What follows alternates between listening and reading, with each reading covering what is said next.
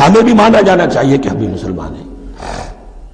ایک یہ ان کی رائے ہے، اور واقعہ یہ ہے کہ یہاں اس طریقے کا تذکرہ ہو رہا ہے کہ جس سے ان کا کردار بھی جھلک رہا ہے، روح سخن ان کی طرف جا رہا ہے۔ مجھے یاد ہے اپنی 10ویں جماعت کے زمانے میں دہلی میں نے دیکھا تھا کہ ناٹ سرکس وہاں کا ایک بڑی مارکیٹ ہوتی تھی، تو جوتے کی دکان پہ بہت بڑا جوتا لٹکایا ہوا تھا، بہت بڑا، اور لکھا تھا free to home it fits, جس کے پاؤں میں یہ ٹھیک ٹھیک آ جائے وہ لے جائے اس کو۔ تو یہ free to home it fits ہے، ایک کردار ہے۔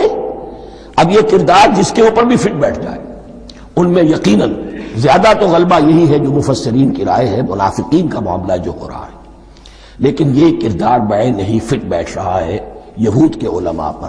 اور یہ بھی نوٹ کر لیجئے کہ جو مدینہ منورہ میں نفاق کا جو پودا پروان چڑھا ہے، بلکہ پودا نہیں کہنا چاہیے، جھاڑ جھکاڑ جو پروان چڑھا ہے، وہ یہودیوں کے زیر اثر، جیسے جنگل کے اندر بڑے بڑے درخت بھی ہوتے ہیں اور اندر جو ہے نیچے جھاڑیاں بھی ہوتی ہیں، تو یہ نفاق کا جھاڑ جھکاڑ جو ہے وہ یہودی علماء کا جو پودا تھا، اور بہت بڑا تھا، اس میں کوئی شک نہیں، اس کے سائے میں پروان چڑھا ہے۔ ان دونوں میں معنوی ربط بھی ہے۔ وَمِنَ النَّاسِ مَن يَقُولُ آمَنَّا بِاللَّهِ وَبِالْيَوْمِ الْآخِرِ وَمَا هُم بِمُؤْمِنِينَ، اور لوگوں میں سے کچھ ایسے بھی ہیں جو کہتے تو یہ ہے کہ ہم ایمان رکھتے ہیں اللہ پر اور یوم آخر پر، لیکن وہ مومن نہیں ہیں۔ يُخَادِعُونَ اللَّهَ وَالَّذِينَ آمَنُوا وَمَا يَخْدَعُونَ إِلَّا أَنفُسَهُمْ، وہ دھوکہ دینے کی کوشش کر رہے ہیں اللہ کو اور اہل ایمان کو۔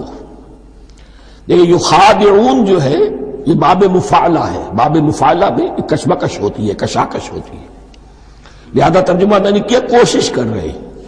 وما یخدعون الا انفسهم، یہ ثلاثی مجرد میں آ گیا، اور نہیں دھوکہ دے رہے مگر صرف اپنے آپ کو۔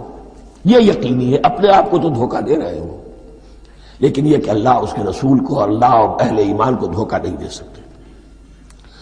سورہ نساء کی آیت نمبر 142 میں یہ کھل کر منافقین کے بارے میں یہی الفاظ آئے ہیں، ان المنافقین یخادعون اللہ وہو خادعہم، یقیناً منافقین جو ہے وہ اللہ کو دھوکہ دینے کی کوشش کر رہے ہیں اور اللہ انہیں دھوکہ دے رہا ہے۔ فی قلوبہم مرض، ایک لفظ اور رہ گیا، وما یشعرون، انہیں اس کا شعور نہیں ہے۔ یہ بہت اچھی طرح نوٹ کر لیجئے، منافقین کی بھی اکثریت وہ تھی جنہیں اپنے نفاق کا شعور نہیں تھا، وہ اپنے تئیں سمجھتے تھے اپنے آپ کو مسلمان، وہ کہتے تھے یہ بے وقوف لوگ ہیں، محمد رسول اللہ کے بارے میں کہتے تھے یہ خام خواہ جو ہے انہوں نے لڑائی بھڑائی مول لے لی ہے اہل مکہ کے ساتھ، کیا ضرورت ہے، امن کے ساتھ جو ہے بات کرنی چاہیے۔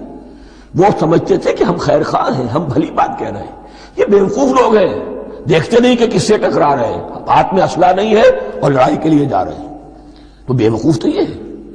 لیکن وہ سمجھتے تھے کہ ہم تو بڑے مخلص ہیں، ہم مصلح ہیں، تو ما یشعرون بہت ضروری ہے۔ بعض لوگ منافق ایسے بھی تھے کہ جو اسلام میں داخل ہی ہوتے تھے دھوکہ دینے کی خاطر، اور ان پہ پہلے دن سے واضح ہوتا تھا کہ ہم مسلمان نہیں ہیں، ہم نے اسلام کا لبادہ اوڑھا ہے صرف دھوکے کے لیے۔ اس کا ایک ذکر سورہ آل عمران میں آئے گا، لیکن اکثر و بیشتر منافقین دوسری طرح کے تھے جنہیں اپنے نفاق کا شعور حاصل نہیں تھا۔ فی قلوبہم مرض، ان کے دلوں میں ایک روگ ہے، بیماری ہے۔ یہ روگ اور بیماری کیا ہے؟ ایک لفظ میں اس کو تعبیر کیا جائے، کردار کی کمزوری، ویکنس آف کیریکٹر۔ ایک شخص وہ ہوتا ہے کہ جو سمجھتا ہے یہ حق ہے، ہر سے بعد آباد، اب جو ہو سو ہو۔ ایک حق کو حق پہچان کر رد کر دیتا ہے، وہ کافر ہو گیا۔ ایک حق کو حق پہچان کر آیا تو صحیح، لیکن ویکنس آف کیریکٹر کی وجہ سے قوت ارادی کمزور ہے، آخرت بھی چاہتے ہیں، دنیا کو بھی ہاتھ سے دینے کو تیار نہیں، یہاں کا بھی کوئی نقصان نہ ہو اور آخرت کا بھی سارا بھلا ہمیں مل جائے۔ یہ وہ لوگ ہیں در حقیقت کہ اس کو کہا روگ۔ فی قلوبہم مرض فزادہم اللہ مرضا، تو اللہ نے ان کے مرض میں اضافہ کر دیا۔ یہ اللہ کی سنت ہے، آپ حق پر چلنا چاہیں حق کا راستہ آپ کے لیے آسان کر دے گا۔